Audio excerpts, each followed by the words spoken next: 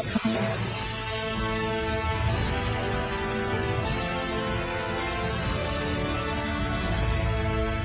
2007, you had, big egos and lots of spending and wines and steaks with crab and hollandaise. Dennis Turcinovic has been the owner of Delmonico's restaurant just a few blocks from the New York Stock Exchange for 15 years. He was here when the Dow hit its record closing high, 14,164 on October 9th, 2007. A strong rally today on Wall Street and the Dow Jones Industrial Average soaring to a record high. But just months later, bankruptcies, bailouts, and government-assisted buyouts.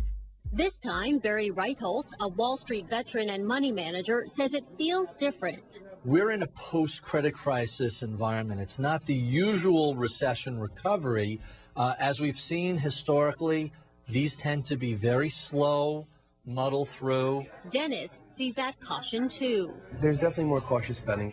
People watching their dollar, they went through a hard time, and I think this hard time really got to them. So they're putting some money in the bank, I assume, or they just don't want to have as much fun as they did.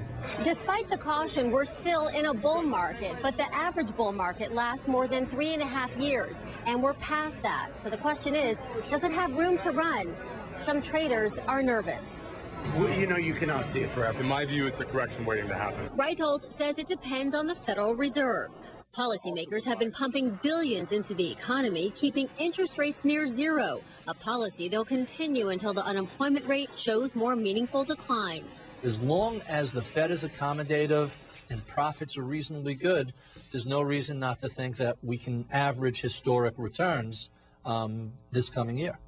As for Dennis, he's hoping the bulls keep running.